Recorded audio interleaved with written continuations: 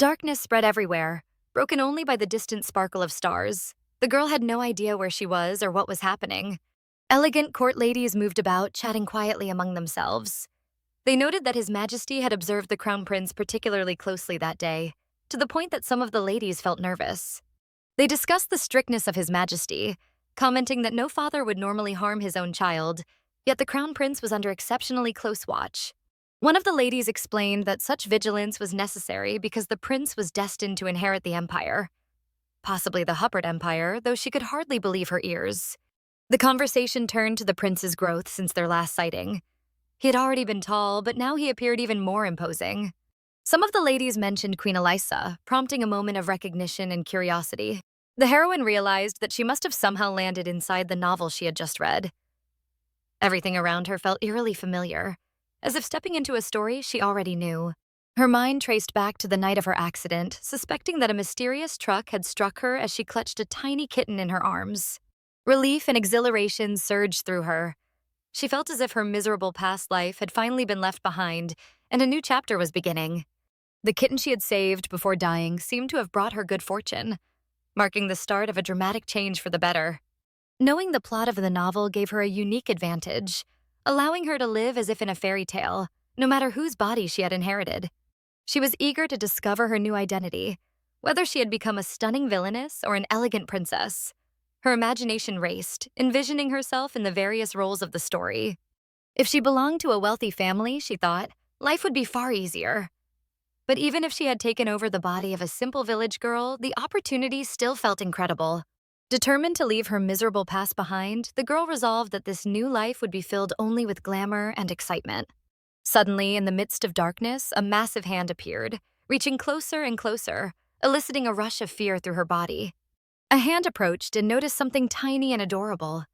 It grabbed the little creature firmly and lifted it quickly into the air, letting the body float upward. As it rose, the small body experienced discomfort and strange sounds, like soft meows, escaped from it. The little creature's wide, scared eyes focused on the person holding it, feeling so uneasy that it couldn't stop making the same noises. Thoughts raced through its mind, imagining possible roles she could play. Maybe the main heroine, a villainess, or just a minor character. Anything could happen, yet she hadn't ended up in a human body but in the tiny, fluffy form of an adorable kitten. The girl looked down at her paw, stunned to see she covered in soft white fur, completely unlike human skin. The white, fluffy paw was unmistakably a real cat's paw. It had truly become a small, fluffy kitten. Cats were beautiful, soft animals that loved to play and bring joy into a home. In modern times, nearly everyone adored them. If this was truly the world of the novel she had read, everything here was completely different. The book had been called Moles Devoured by the Darkness. The story had been recommended by a friend on a day when no other book seemed appealing. The novel detailed its heroine's obsession with the main character, a story both tormenting and addictive to its readers who couldn't help but hope the protagonists would end up together. The plot centered on the Empire of Hupper, the greatest empire on the continent of Demeter, ruled by the main character, Cillian Gunther Reinhardt. Soon after the empire's founding, a prophecy was announced, and the citizens believed wholeheartedly that it would come true. The prophecy foretold that the empire would fall because of cursed cats, and this caused widespread fear. The cats themselves didn't understand what was happening, but the empire's inhabitants hunted and killed all the cats they could find. Centuries passed, and not a single cat was seen in Huppert. The prophecy never came true, and the empire continued to thrive. Fear gripped the tiny kitten, realizing the danger it was in. Becoming a cat in a novel with such a plot felt terrifying. In Huppert, children were taught from an early age that cats were dangerous creatures to be killed on sight. At least that's how it was described in the book. Yet the guy holding the tiny fluffy kitten lacked the heart to leave it behind. He was tall, dark-haired, with kind eyes, and he looked at the kitten carefully. The little creature wondered if he might harm it. Outside, the day was bright and sunny, the perfect weather. Sitting in tall green grass, the kitten heard hooves approaching. The horses stopped, and the guy riding ahead spotted the tiny, fluffy figure. It was the kitten. The guy seemed unwell and decided to postpone hunting. The kitten noticed his hesitant tone but didn't understand the reasoning. Recognition hit the kitten. She knew who he was. In Huppert, only members of the imperial family had red eyes. Only one person had inherited dark crow-colored hair like Queen Elisa, and no one else in the empire resembled him. The guy who had found the kitten in the tall grass was the crown prince, the future emperor, Cillian Gunther Reinhardt. Before the kitten stood, someone considered a relentless tyrant, fully aware of the prophecy involving cats, making danger seem imminent. The kitten, once a human girl who had died saving a cat, had no part in the accusations placed on cats throughout the empire. Though appearing as a cat, the kitten's soul remained human, caught in the body of the small, fluffy creature. Sitting on the guy's palm, the kitten repeatedly meowed, trying to communicate its warnings. Cillian paused for a few minutes, realizing that this tiny creature was indeed a cat, unsure of what to do next.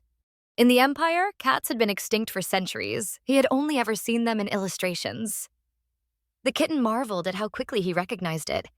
The kitten's continuous meows were an attempt to propose a deal, aware that the Empire faced a catastrophic future. The persistent meows kept warning of the Empire's impending collapse, but the guy only stared with wide, red eyes, failing to understand. With a careless motion, he tucked the small kitten into the inner pocket of his coat, leaving the tiny creature stunned and confused about what was happening. After some time, they reached the castle and entered a room of breathtaking beauty, where everything seemed to shine. The guy appeared to be heading toward the garden, an open space that felt frightening. It seemed like he might have chosen such a place to get rid of the little creature far from the city. Instead, he pulled the kitten from his pocket, set it on a large round table filled with dishes, and gently stroked its fur. Sitting at the table, he pondered for a long time about what to do with the small, fluffy kitten. While the trembling creature stared at him with frightened eyes, he noticed that it looked very different from what he had read about in books. His sharp gaze lingered on her, noticing that her fangs hadn't even grown long enough to reach her chin, and her claws didn't seem threatening, perhaps simply because she was still a kitten. The kitten wondered what he really thought of cats, though at least in one thing the books were right. Cats could hide their darker nature behind charm. Outwardly, cats appeared adorable, with soft fur, tender gazes, and the ability to win over humans with their sweetness and gentleness. Sitting atop the enormous table, the little kitten trembled with fear while gazing softly at the guy. Cillian looked at her with curiosity, running a large hand gently over her head. It was no surprise, he thought, that people found cats irresistibly cute. The kitten began to wonder if the guy had actually taken a liking to her, enough that he wouldn't harm her after all. He considered whether the kitten could follow commands and decided to test what she could do. He guided the kitten to offer a paw, roll over, and even give a playful high five. To his surprise, the little creature happily obeyed each one. Curious, he suggested that the kitten bite his finger. For her, the request felt suspicious, like an excuse he might later use to kill her. Instead of biting, the kitten crept to the edge of the table, touched his finger with her tiny nose, and placed a soft kiss on it. Cillian stared at his finger in surprise. It struck him as strange, almost as if the kitten truly understood him. Unlike any other living being, the large room was filled with luxurious dishes, and he began to consider what he could feed this tiny creature. To the kitten, being called a thing felt insulting, but hunger outweighed pride. She wanted to eat as soon as possible. He poured milk into the small dish, placing it in front of her. At least if he was feeding her, she thought, then he probably wasn't planning to kill her anytime soon. Feeling somewhat lucky, she looked up at him as he set the dish directly beneath her nose. The guy, appearing around 18 or 19 years old, seemed kind-hearted and gentle at first glance. But Cillian was destined to inherit the throne soon after reaching adulthood. At the start of the novel's story, he had already become the rightful ruler, meaning the main events had not yet unfolded. He held the dish of milk toward her, encouraging her to drink. She knew that milk for humans could upset a cat's stomach, but she felt tempted to try. Leaning closer, she began to drink, surprised by the taste. It was so delicious that she couldn't stop, all sense of human dignity long forgotten. Watching her, the guy picked up a napkin, reflecting on how cats were thought of as clever and cruel. Yet this one seemed almost pitiful. As he wiped her fur gently, he realized how fragile she felt, almost as if she could break in his hands. To her, the act felt humiliating. He wondered how such delicate, adorable creatures could ever be accused of killing people. She silently echoed the same thought. Suddenly, he heard footsteps near the door. It creaked open, leaving him surprised and a little unsettled. Startled, he quickly grabbed the kitten, uncertain where to hide her, then slipped her into his pocket. She understood the need to stay hidden, but bristled at being shoved into a pocket, cursing the clueless crown prince in her mind. A sweet-looking young woman entered, saying she had come to thank him personally after hearing that he had praised her cooking the night before. He looked at her with displeasure while she continued, expressing happiness that her dish had pleased him. though she admitted she had worried when he seemed to lose his appetite. The kitten realized the woman was his cook, a thought that felt strangely familiar. The woman added that she hoped he would also enjoy the meal she had worked so hard on that day. Then memory struck. The soft-voiced woman preparing Cillian's meals was actually a dangerous schemer willing to do anything for power. She was Countess Catherine Harman Gisela, a charming thief of hearts who had seduced the Emperor, Cillian's father, and taken her place at his side. The Emperor even granted her the Gisela estate as a gift. She was clever and influential, making her a formidable obstacle for the main character. She asked the prince if his appetite had once again disappeared, mentioning that the day's dish was lamb seasoned with salt and pepper. She explained that it was served with a wine sauce from the finest Bordeaux vineyards. In truth, her grand plan was already in motion. She had begun secretly adding potions brewed through black magic, not only to the Emperor's meals. Urging him not to let the meat grow cold and lose its flavor, she suggested he at least try a bite, reminding him of her effort.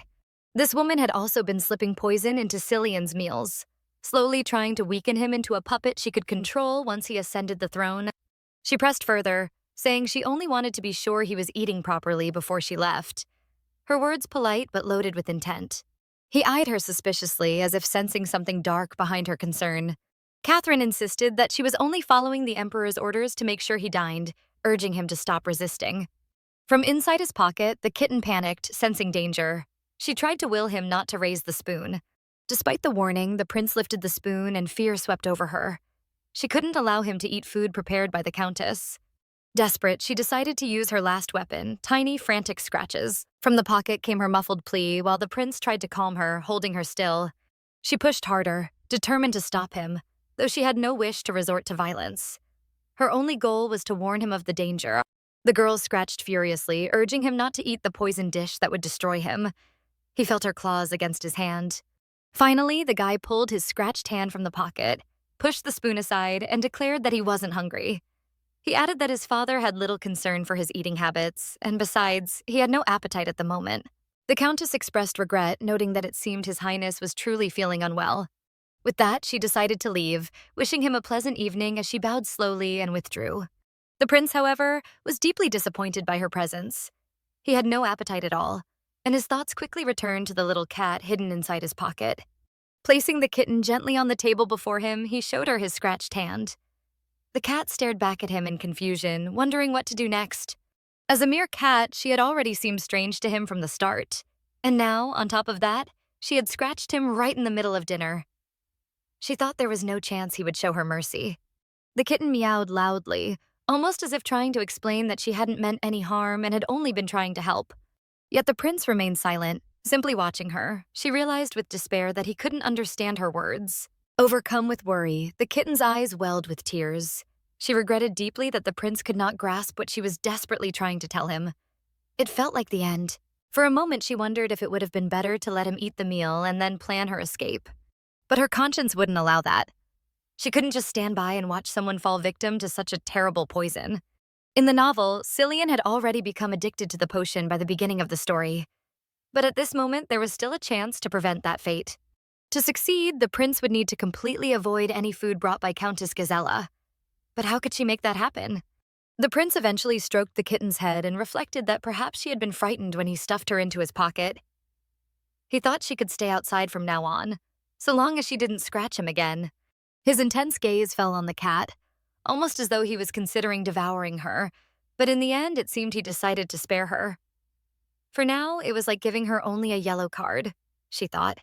The prince then took a fork in his hand, sat closer to the table, adjusted the napkin at his chin, and resolved to continue his meal. The kitten panicked, racing across the table in desperation as she searched for some way to stop him from eating the poisoned food. She crept closer to the dish, sniffing it, and noticed the strange odor rising from it.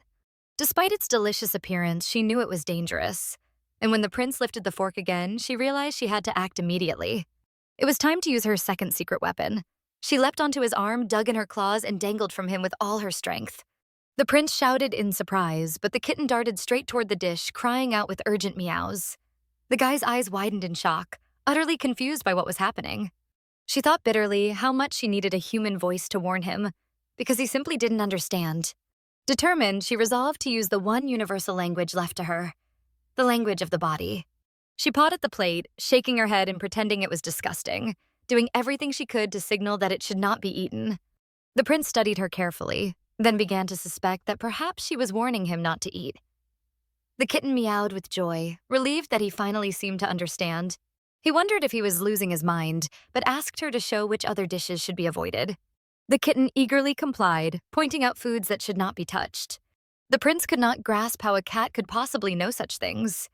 But judging by her gestures, he realized that eating them would make him ill, faint, and perhaps even poisoned. It seemed absurd to him, yet maybe cats possessed some mysterious ability. The kitten, however, knew the truth. She was a human trapped in a cat's body. Still, a darker thought crossed her mind. What if she wasn't a human inside a cat's body at all, but had truly become a full, ordinary cat, with no chance of ever turning back? She sat in silence, wondering how she would go on if that was true. But she reminded herself not to lose hope. The prince didn't seem intent on killing her, so for now she would stay by his side. Cillian picked her up, brushed his face against her fur, and remarked that she was the first cat ever bold enough to scratch him. From her perspective, she vowed she would find a way to become human again. The prince, meanwhile, thought that no one could resist the charm of such a tiny, fluffy creature. He found himself genuinely fond of the kitten, such a soft, funny little thing. For the first time in a long while, a smile spread across his face. The kitten blinked in surprise since he so rarely smiled. At that moment, someone knocked at the great doors of the room, asking if His Highness was inside. The prince confirmed, and the smile vanished instantly. The message delivered was that His Majesty demanded his presence in the library immediately. Nervous, the prince stroked the kitten's head as if to calm himself. Hearing those words, his face went pale, his eyes filled with sorrow, and an unmistakable fear flickered within them. He then carried the kitten into a dark, gloomy chamber, one that felt as though no one lived there. According to the novel, the prince had spent most of his time living at the academy, rarely staying at the palace. He told the kitten she could explore the room if she grew bored, but only within its walls. She was not to leave it. Cillian had rushed off to meet the emperor, leaving her behind. The little cat lay on the enormous bed, wrapped in a warm blanket, lost in thought. Outside, the night had already grown very dark, and the room was just as dim when Cillian finally returned. He lingered by the door for a moment before quietly opening it. Moving silently, the prince changed into more comfortable clothes and headed to the bathroom to shower before bed. As he stepped into the bathroom and undressed, his body revealed long, harsh scratches, some of them still fresh and bleeding. The cat, seeing that he had returned, felt a wave of relief and joy. The vast, shadowy room had been terrifying to endure alone. Cillian's eyes caught sight of the small kitten waiting patiently on the bed, its tiny frame seeming to radiate eagerness at his return. He carefully placed the kitten beside him on the bed, ready to rest for the night, making it clear that it, too, should settle down. As the kitten curled close to him, an unusual scent reached her nose. She wondered what it was. Could it really be the smell of blood? In the original novel, the emperor had subjected Cillian to corporal punishment since childhood. Perhaps that was the real reason behind tonight's meeting. The kitten reflected on how she had never truly understood why all the main characters in novels seemed to endure hardship so stoically. Maybe it was simply to appear admirable and strong. Sitting quietly at his side, she observed him closely, realizing that Cillian's backstory seemed painfully cliché. But now, witnessing everything with her own eyes, she felt uneasy. This was no longer just a story, it was reality unfolding right before her. The scent of blood and the chill in the air were real. She wondered if anything could be done about it and how she might help him. The prince slept soundly, but in his dreams he mumbled something, then suddenly jolted awake after being struck by yet another nightmare. In his dream, he had seen an incredibly beautiful girl lying beside him, fast asleep under a warm blanket. Yet the scene was not a dream at all. In reality, the girl of breathtaking beauty was right there in his arms. Rising quickly from the bed, the prince noticed that the kitten was nowhere to be found. It had vanished, leaving him confused and unsettled. The place where the cat had been was now occupied only by the mysterious girl. He struggled to understand whether this was a dream or reality. For the first time in his life, he had encountered a real cat, something he had only ever seen in illustrations. Cats had long been extinct in the Empire. By logic, he should have killed it the moment he saw it, but for some reason, he could not bring himself to do it. Something deep inside stopped him. Cats had been exterminated long ago, so how could one possibly have appeared in the palace garden? Another question haunted him. How was this creature able to understand human speech? He recalled sitting at the great table with the kitten resting on it, gently stroking its fur. The warmth of his hand had lulled her to sleep, and as he watched her, he thought of how small, fragile, and defenseless she was. And yet, despite her weakness, this tiny creature had tried with all her might to prevent him from eating poisoned food. She had waited anxiously for his return and had stayed faithfully at his side until he fell asleep. No matter how dangerous such a being might be, no matter how much common sense dictated that cats should be eradicated, he could not turn against her. He had found her, and therefore she was his. The thought of her disappearing filled him with dread. If anyone dared to lay a hand on what belonged to him, forgiveness would not be an option. He tried to rouse the girl lying peacefully beside him, but she remained fast asleep, unbothered by his attempts. Frustrated, he leaned closer, his hand reaching out to wake her. She was unbelievably beautiful. Slowly, she opened her eyes at the sound of his urgent voice. The moment her eyes met his, a blinding light filled the room, forcing him to shut his eyes tightly. When he opened them again, only a few moments later, he found the fluffy kitten curled up sweetly on the bed. Darkness surrounded the chamber once more. He sat there in bewilderment, unable to grasp what had just happened. The kitten stirred awake, wondering why he had woken her in the middle of the night. She noticed his frightened expression and thought about what could have startled him so badly. Had she struck him in his sleep? Or perhaps brushed against one of his wounds? She wondered why he looked so troubled. The prince stared intently at the kitten, as though searching for an answer to who or what she truly was. He struggled to comprehend what had just unfolded, as though she were more than she appeared to be. The thought lingered in his mind, was she truly just a cat? His distrust weighed heavily, and she could feel it. She wanted to cry out that of course she was a cat, though she realized he had likely never seen one before in his entire life. Perhaps the strange potion in his body, or the stress he carried, was causing him to blur the lines between dreams and reality. The girl remembered reading in the novel about an antidote, a rare medicine capable of neutralizing poison. But only Countess Gisela had known about it, and she had taken that knowledge to her grave. The little cat despaired, not knowing where to find the antidote or how to obtain it, her expression betraying her helplessness. He offered her a chance to reveal her true identity, but the only sound that left her was a quiet meow. Instead, she scratched her ears with her paw, then began grooming her fur, behaving exactly like an ordinary cat. Her demeanor seemed to insist that she was nothing more than a sweet little kitten, urging him to let the matter go.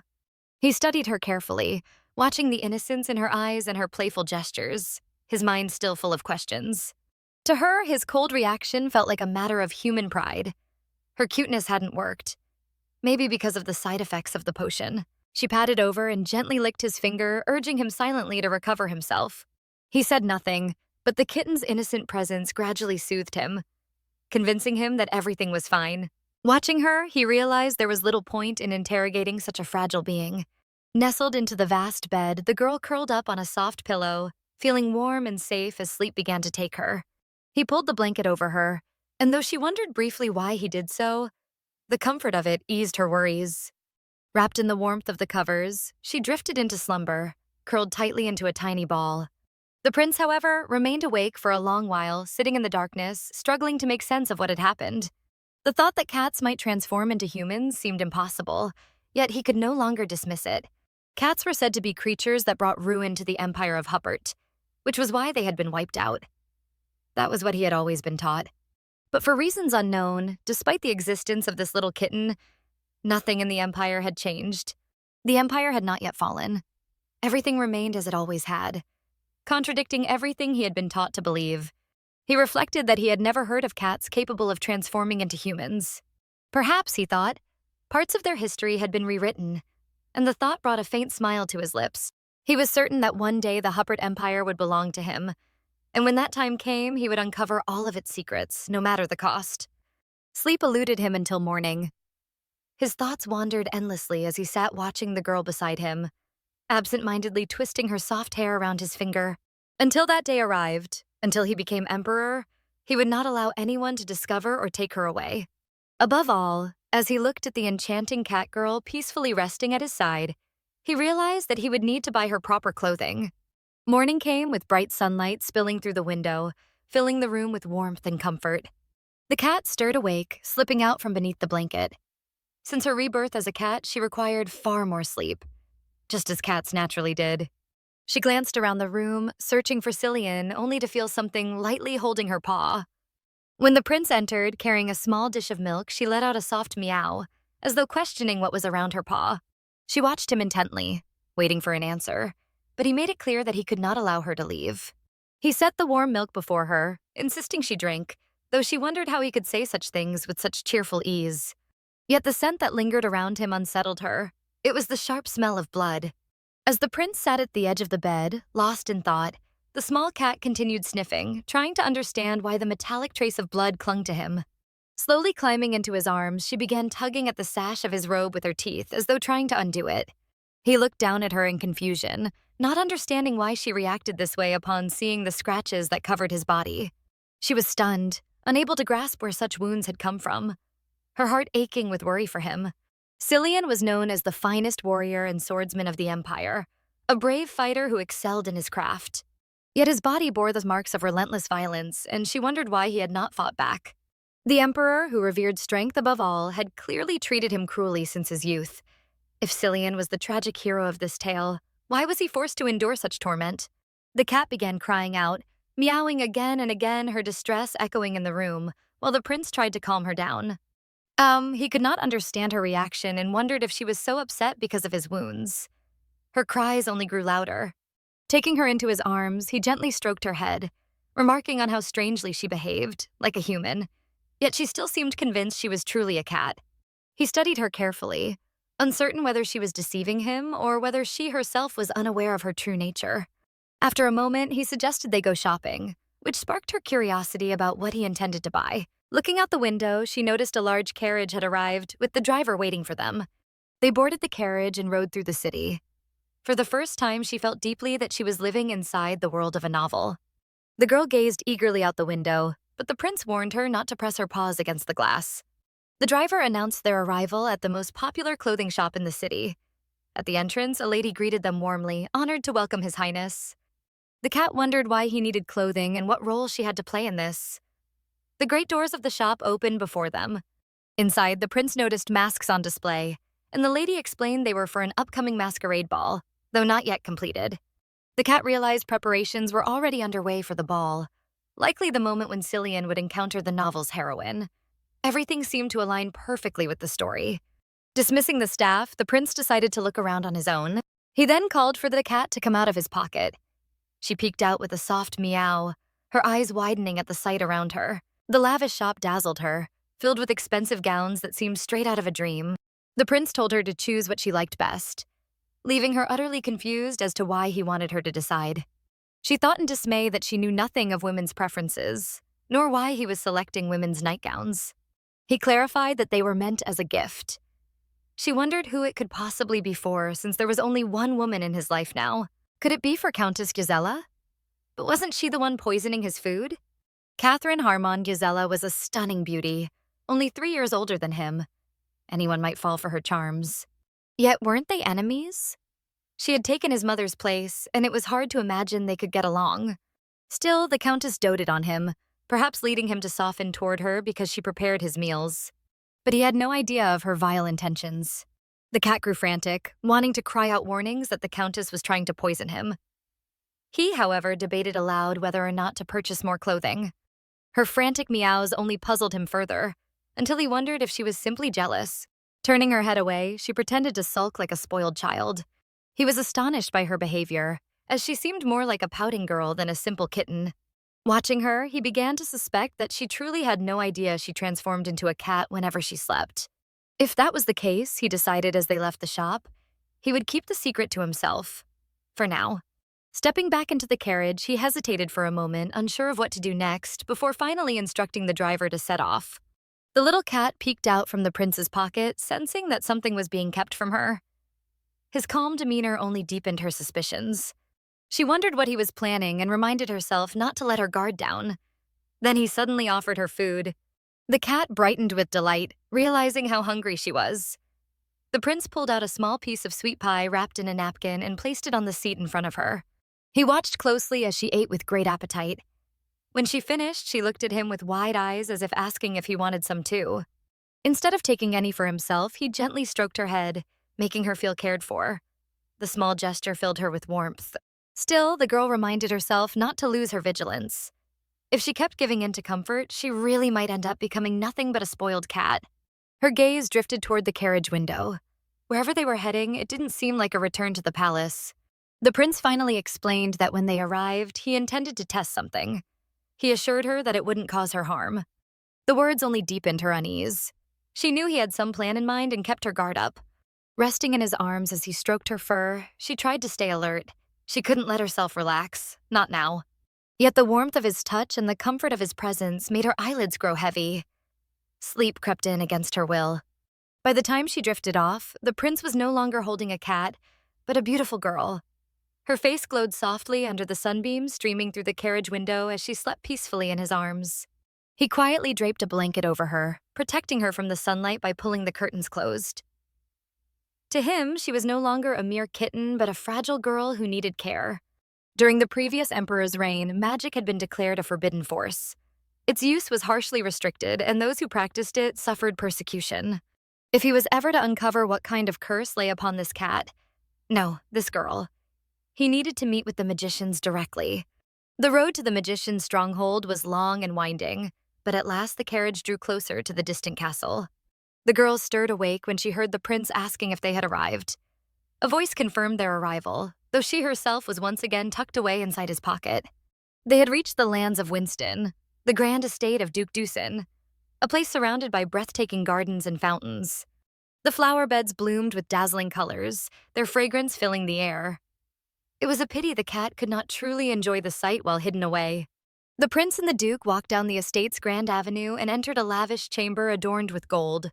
The duke introduced himself as Valan Dusen, bowing deeply and welcoming the prince with great honor.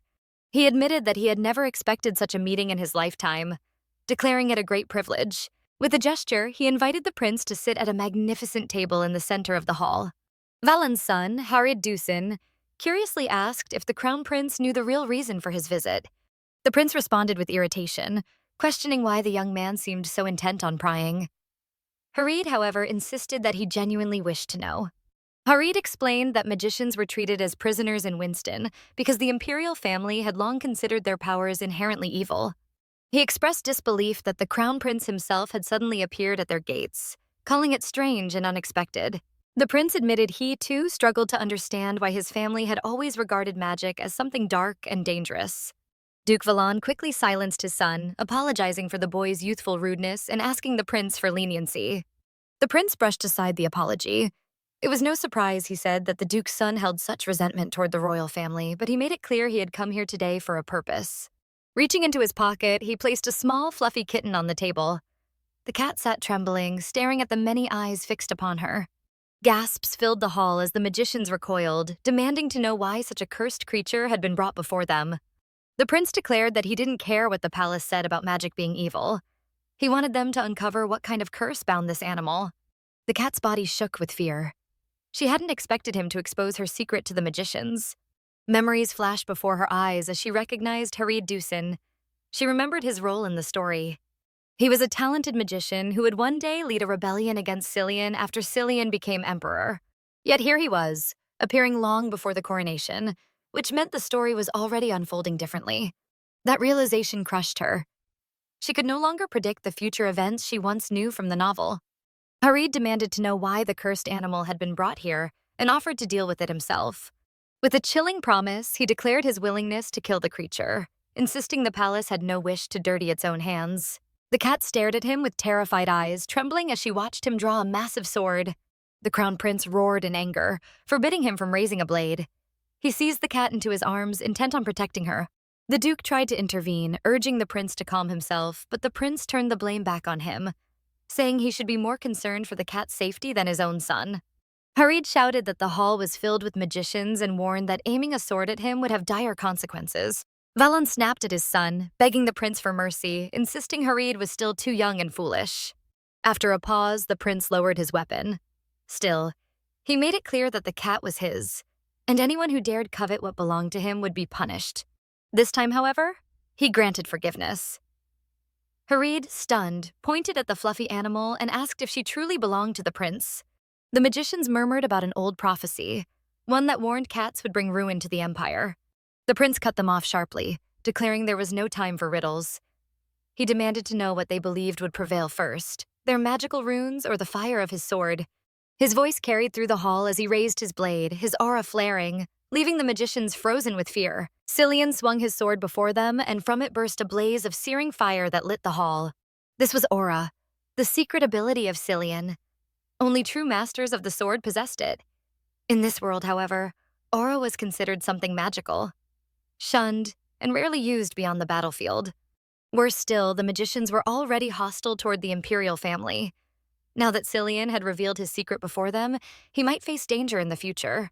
Despite knowing this, he still chose to use aura. The little cat wondered why Cillian was willing to go so far. He demanded that they decide whether they would deal with the curse or not. The Duke reluctantly agreed to obey the prince's command, but begged him to retrieve the aura. The cat realized how much this world had already deviated from the novel's original plot.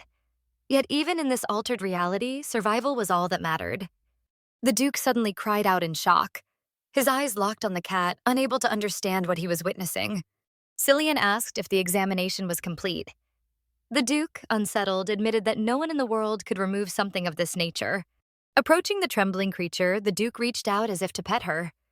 He declared that what rested upon her was not a curse, but a divine blessing, claiming that God himself protected this cat. Harid erupted in outrage, shouting that according to prophecy, cats were evil beings deserving of death. Yet the Duke insisted otherwise. It was hard to believe, but in his opinion, this cat and her ancestors had survived because divine protection had shielded them. Cillian asked if that meant she had not appeared out of nowhere.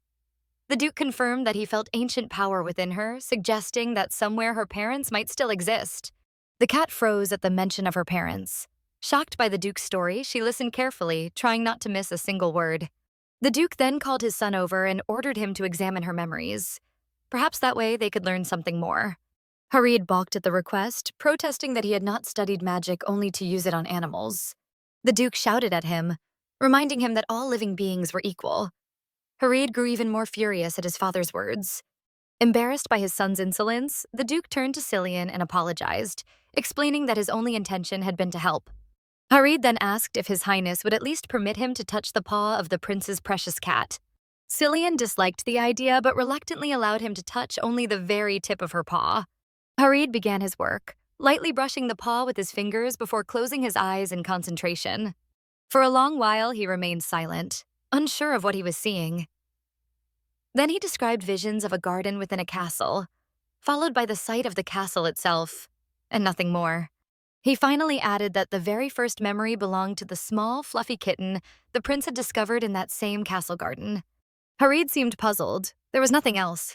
Indeed, the kitten's memories contained nothing beyond the moment she had first seen Cillian in the vast castle garden. According to Harid, the only figure within her memories was the prince himself. The cat, too, failed to understand what this meant. Cillian found the revelation incomprehensible. His desire to know her past only grew stronger. Harid explained that, for reasons unknown, the cat had lost all her previous memories. Cillian reflected on the words. If she remembered no one but him, then why was he the sole figure in her mind? He wondered if magic could reveal more about the so-called blessing. The magician explained that the divine power within the cat blocked sorcery, meaning another method would be required. Cillian instructed them to search not only for information about the curse, but also for the prophecy. The Duke admitted that the original manuscript had been destroyed. Cillian declared that if they worked together, they could uncover the truth. Harid realized that the prince had not come merely to investigate the curse. He had a larger purpose. Cillian confirmed this by presenting them with a sealed envelope. Inside was a contract he had specifically prepared for them, one he urged them to read carefully. When they saw the imperial sun emblem stamped upon it, they stared in shock. The Duke asked why Cillian had chosen them.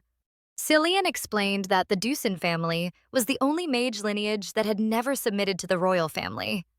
That independence was exactly what he needed. He assured them that his offer would be highly advantageous. The Duke pressed him to state the proposal clearly. Cillian replied that he wished to restore the academy. The previous emperor had closed it to crush any chance of organized resistance from magicians. Cillian believed reopening it would be the key to forging an alliance. The Duke warned that this path would expose Cillian to grave danger. The prince answered that he would face that risk himself, while they should focus on preparing the magicians. Cillian admitted that the empire was already in poor condition. And now, with the mystery of the cat, they faced challenges never seen before. He promised that though it would not be easy, he had already made his decision. If they trusted him, he would ensure that the magicians would one day gain glory and success. The Duke hesitated, remarking that signing such a contract was like surrendering one's very life. For a magician, great power could only be exercised in service to a master. The stronger the magic, the more of oneself was lost. In truth, all of a mage's strength ultimately belonged to their master. Cillian assured them that his pursuit was not for lofty ambition, but for the sake of discovering the truth. He pressed them to uncover why the prophecy contradicted what they had just witnessed, and what secrets it might conceal. The Duke thought carefully, then turned to his son, saying that although it would be difficult, he would attempt it. At last, the Duke looked directly at Cillian and swore loyalty, pledging to carry out his commands from that day until the end of his life. Cillian felt proud. The magicians had accepted his proposal, and now he had become their master. The magicians bowed, declaring that after 500 years, they once again welcomed a master of their house. Cillian was startled at the word master. Harid confirmed it. His Highness was now their rightful lord. Since Cillian had become their master, he decided to issue his very first command. The mages were surprised at how quickly this happened and asked what he desired. The prince presented them with a large collection of women's clothing, leaving them puzzled as to why he needed it. He ordered them to enchant the garments so that they would automatically adjust to the size of their owner. When one mage questioned the purpose, the prince insisted that this would be his first order and demanded it be carried out. The mages obeyed and began casting spells over the box of clothing. After some time, they reported the task complete, assuring that the clothes would now fit perfectly. Cillian praised Harid for his work, thanked him, and announced that for the day, everything was finished. Night finally fell, covering the Duke's estate in silence and darkness. The prince sat in his chamber near the bed and called for the cat, who approached him curiously as if asking what was wrong. Cillian showed her the enchanted clothes and gestured for her to put them on. The cat stared back, utterly confused. She realized it was human clothing being handed to her and refused, thinking it would only bring discomfort. She thought about how pleasant it was to curl up on cool sheets without clothing, drifting to sleep freely, and how unfair it was to be forced to give that up. Frustrated, she thought about how she was already trapped in this feline body and didn't want to lose the small comforts of a cat's life. In her mind, she cried for justice, the freedom of animals, and the right to sleep in comfort. Cillian noted her resistance, remarking that if she refused to wear them, she might regret it later. The cat gazed at him with wide eyes, unable to understand why he wanted her in human clothes. When bedtime arrived, she slipped into the bed and fell asleep. Once again, the prince found a beautiful young woman lying before him, forcing him to cover her with a blanket. Lying beside her, Cillian admired her sleeping form, smiling as he recalled why he had asked her to dress. Morning arrived with clear skies and scattered white clouds. It was nearly May. In the novel, Cillian had consumed a great deal of potions by the age of 19. He should have been weak, writhing in pain, with a dark aura surrounding him. Yet he appeared full of life and health, making the cat wonder if he possessed some hidden gift of healing. Nothing suggested he was hiding pain, she thought, while he placed a bowl of milk before her, encouraging her to eat.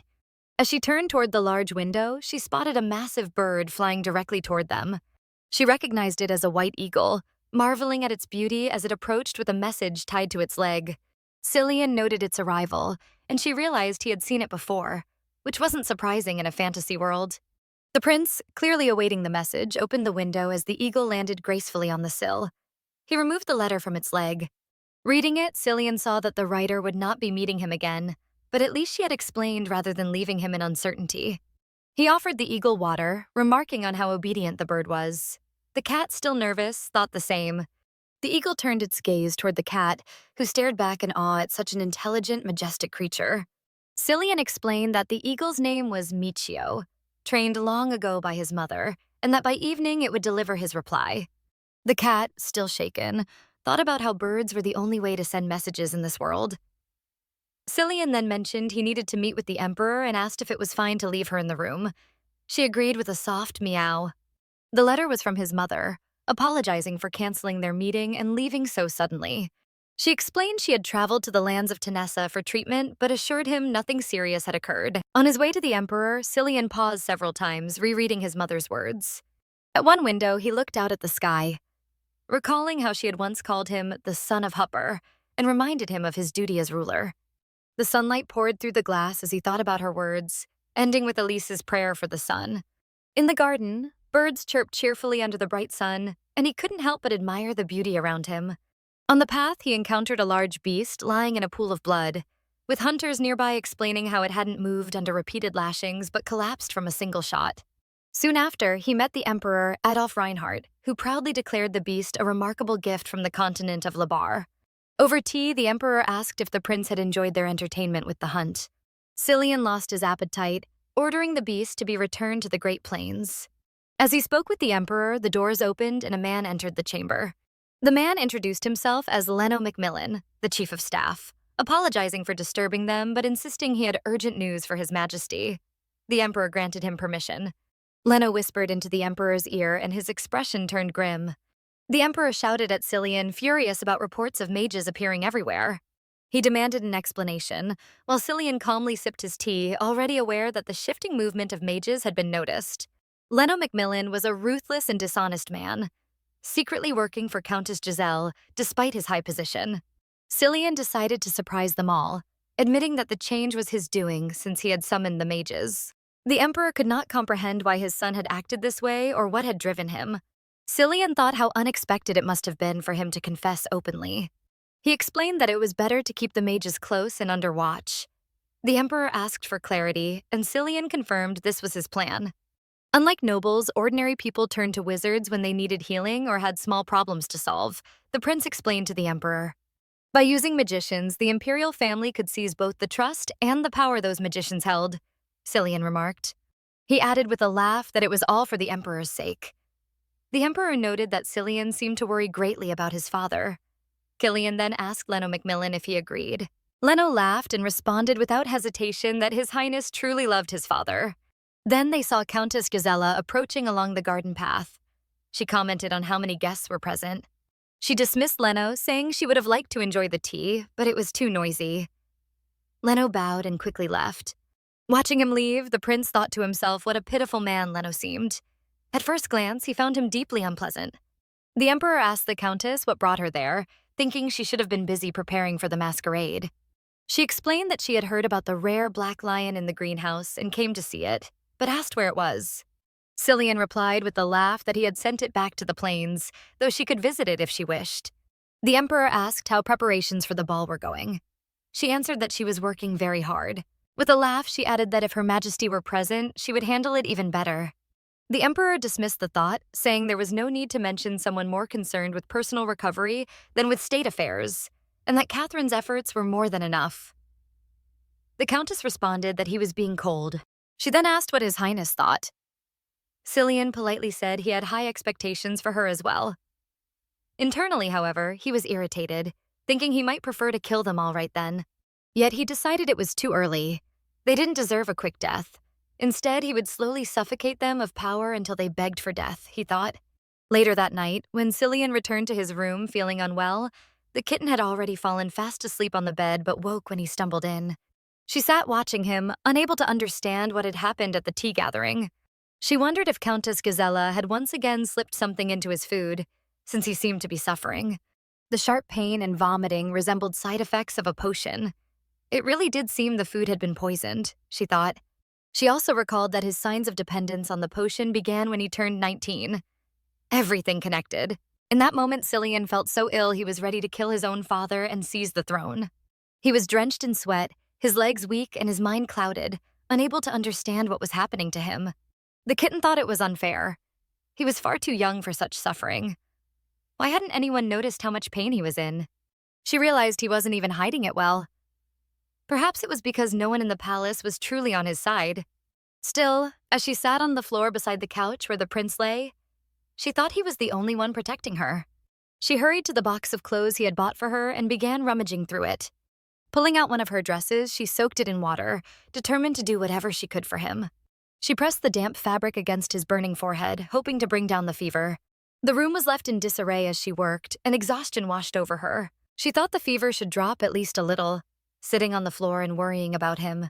She wished she could sleep on the bed under the sheet, but she had scattered all the pillows while rushing around. Since climbing onto the bed wasn't an option, she decided to slip into her cat pajamas instead. The sight of herself in the pajamas amused her. She thought that if Cillian saw her, he would laugh too.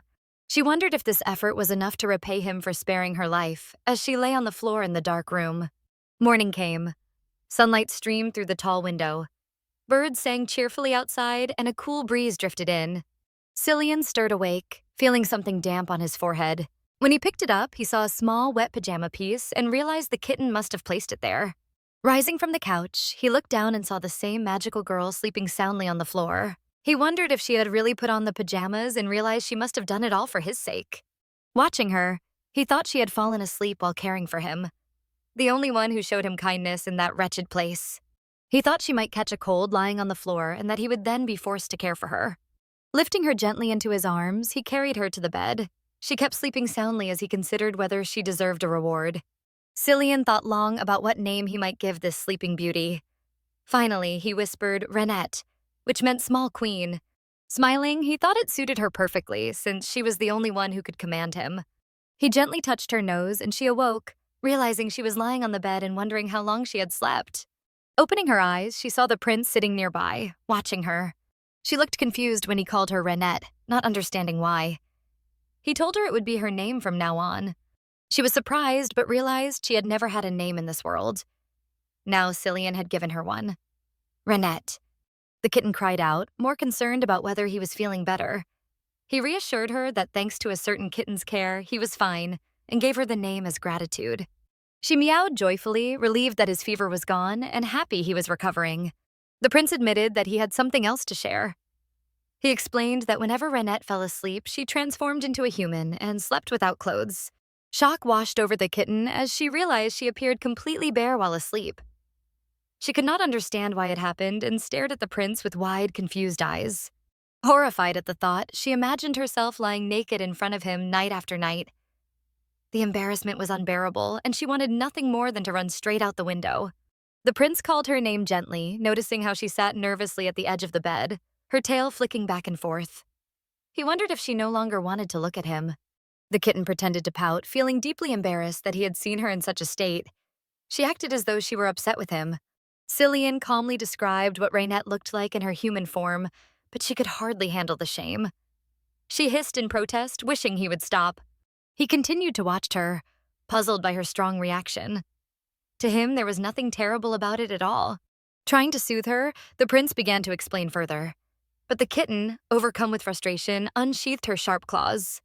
Without realizing it, she scratched him in the heat of the moment. Cillian looked down at the mark on his skin but said nothing. The kitten immediately panicked, insisting it was just a reflex. Cillian told her to rest for now while he went to work. She thought he must have been angry with her for scratching him. The prince glanced again at the shallow wound. Even if she tried to attack, the worst she could manage was a tiny scratch. As he reached the door, he turned, smiled faintly, and reminded her to behave until he returned.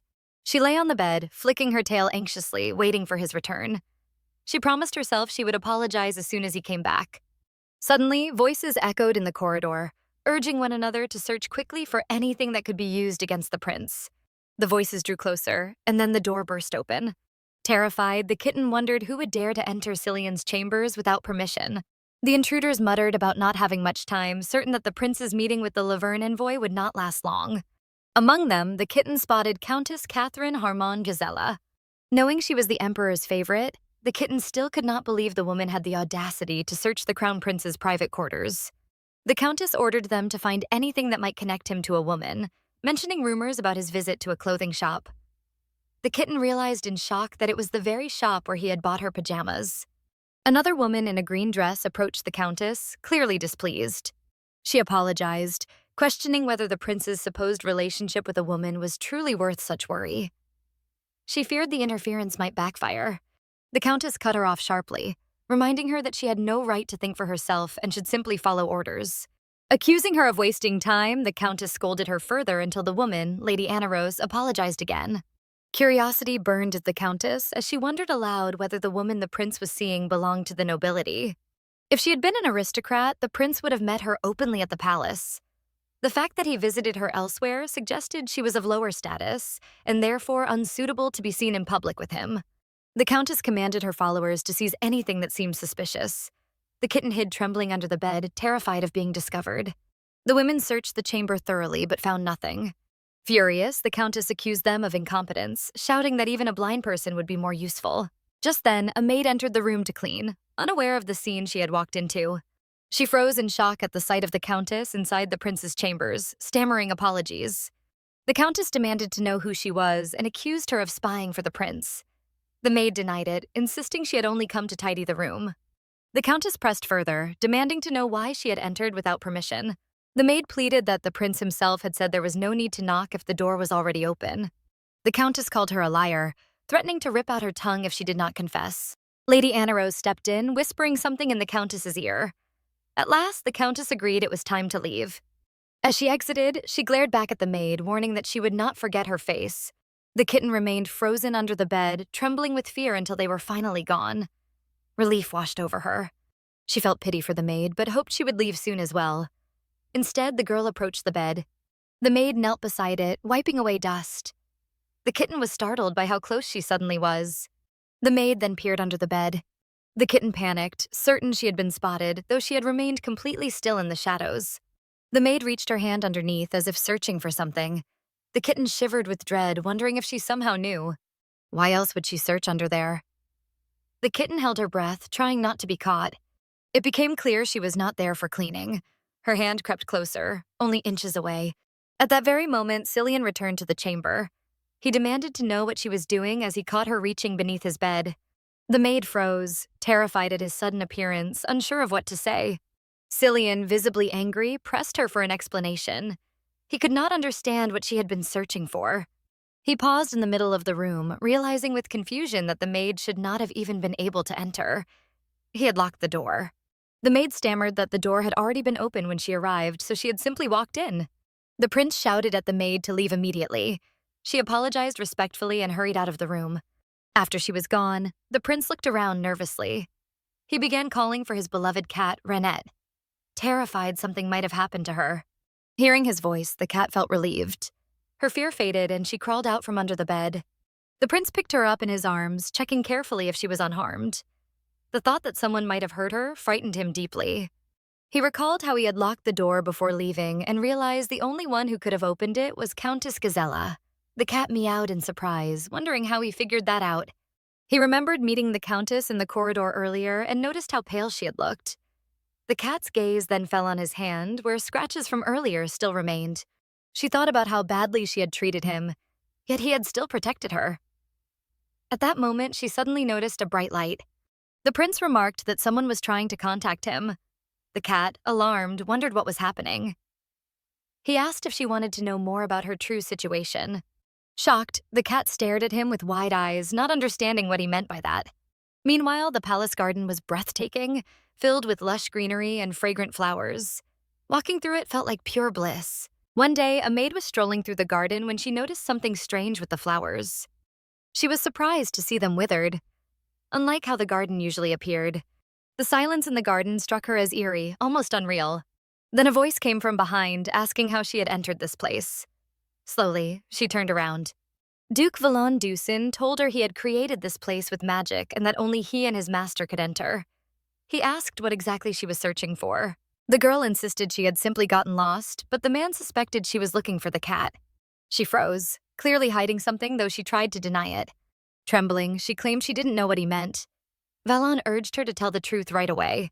He warned that his master didn't like wasting time. Behind him, Cillian appeared, silently watching her. Recognizing him, the maid greeted the crown prince nervously. He recalled seeing her before as the one who had been snooping in his chambers. He demanded her name. She introduced herself as Irena. He then remarked that it seemed she hadn't found anything back then. The terrified maid insisted she had only wanted to clean his room, her face turning pale with fear. The prince dismissed her excuses, saying her lies were pointless. He stepped closer and ordered her to reveal who she was working for. His anger grew so fierce that his shouting made her break into a cold sweat. The girl began to cry, swearing she wasn't a spy and therefore had nothing to confess. The prince disagreed and reached for his large sword, declaring it was not a request but a command. The maid cried out in panic, begging for her life, claiming she served no one. The cat, peeking timidly from his pocket, realized Cillian was truly furious. Watching the scene, she feared he might actually kill the servant. Cillian decided there was no reason to continue the conversation and drew his sword. The cat leapt out of his pocket, desperate to stop him from becoming a merciless tyrant. She clung to the blade with her tiny paws, determined to prevent him from striking down the maid who refused to speak. Duke Deucin quickly stepped in, telling him to leave the servant unharmed. The cat, still gripping the sword, felt relieved. Finally, she had managed to stop him. Cillian, stunned, asked why she interfered. She responded that it was because he was about to kill someone. The man then noticed the cat and worried what might happen if someone else discovered they had brought her along. Cillian explained that the cat was directly involved in this matter, so she had a right to be present. The maid stood silently, listening to their conversation, unsure what to do next. A part of her longed to reach out and hold the cat. She thought the cat didn't seem afraid of her, though it was strange since they had never met before. Slowly, the maid tried to approach the prince, reaching for the frightened cat in his arms. Valen warned Cillian to hold the cat tightly because the maid seemed determined to grab her. Terrified, the cat thought the maid was really about to seize her as the woman's hands drew closer. Instead, the maid gently stroked the cat and asked if she was alive, then whispered with trembling emotion, calling her daughter. Raynette stared at the maid in shock, unable to understand why she was being called that. Memories surfaced. Once, a maid had taken her little kitten, her daughter, into the palace garden. She had told the kitten to hide if anyone came, and to run if someone tried to catch her. The mother had urged her to behave well, promising to return soon. After her work was done, she went back to the garden, searching for her daughter. But when she returned, the kitten was nowhere to be found. The maid called out for her, expecting her little one to run to her as usual, but no one came. She searched frantically throughout the garden, crying out desperately for her daughter. When the search turned up nothing, despair hit her. Her beloved little girl had vanished. She stood there, lost and broken, not even knowing where to begin looking. Cillian explained that he must have found the girl at that time and taken her away. The maid agreed, confirming it seemed likely. She admitted she had thought she had lost her daughter forever, but realized the girl had merely lost her memories and had been with Cillian all along. It was probably terrifying for her, the maid thought, as she held her daughter tightly. The cat, pressed in her arms, thought she couldn't breathe. The maid expressed her gratitude for sparing them both, and the prince asked if that made her a cat too. She confirmed it. The prince asked if she could answer a few questions in exchange. The maid gladly agreed, overjoyed to have found her daughter. He asked if there were any other cats besides the two of them. She shook her head, indicating there were none. She explained that after a prophecy was announced, cats had been hunted. Even by wizards. That's how most cats had been destroyed. Cillian considered that the prophecy claimed cats would bring destruction to the world. At that time, cats were regarded as evil creatures that killed children as sacrifices for demons. The cat thought it was just an old story, yet she felt deep sadness and guilt, telling herself she felt unwell. She had the strange sensation of having seen it all before, as if these feelings were repeating themselves. She wondered who these feelings truly belonged to, trying to remember, but nothing came to mind. Cillian called the cat Raynette, and she looked attentively at him. He asked if she was all right, and she reassured him that she was. The maid asked if he had named her Raynette himself. He confirmed and then asked what her real name was, assuming the maid had originally given it. She admitted she hadn't named her yet, clutching the cat nervously, unsure how to reveal the truth. She explained to the prince that they were cursed. He looked at her, puzzled by the origin of this curse. Curious, Cillian asked the maid to elaborate on who had cursed the cats. She explained that their curse transformed them into cats. On the night of the red moon, they became pregnant. A punishment, she said. Cillian was surprised and asked why. The maid admitted she didn't know, and the cat listened intently. Duke Deucin reminded them that the red moon rose only once every 70 years. He noted that the last red moon had appeared 18 years ago, in the year 115 of the imperial calendar. 10 months later, the maid's daughter was born. The maid was now 89 years old. The cat wondered at her youthful appearance. The cat realized she wouldn't age either, and that she would become pregnant on the night of the red moon, shocking her. The maid explained that her child would fully mature in 1 year, meaning she herself had only 1 year left to live. She elaborated that they were born and grew up like humans, but after turning 20, they stopped aging and maintained the same appearance for life. Cillian said he now understood how their lives worked, but he wondered why the maid had not yet named Raynette. The maid admitted something unexpected had happened, her face filled with sorrow and tears. The cat, sitting in her arms, listened carefully, still unaware of what had been happening to them. Cillian asked her to clarify. She explained that they looked like humans while awake. At night, when they slept, they transformed into cats. This, she said, was their curse. The cat stared at her mother, confused because everything had been opposite for her. Cillian struggled to understand as well, realizing the little cat only became human at night. The maid clarified that Renette's curse differed from her own, happening in reverse. Cillian asked why Renette had a different curse. The cat was eager to know the answer. The maid had wanted to name her after figuring things out, but lacking any clue, she had not yet done so. Cillian asked if anything like this had happened before. The maid confirmed that it had not. Cillian asked if she had any ideas. She replied that none had been confirmed, but she knew of a place where they could find the information they needed.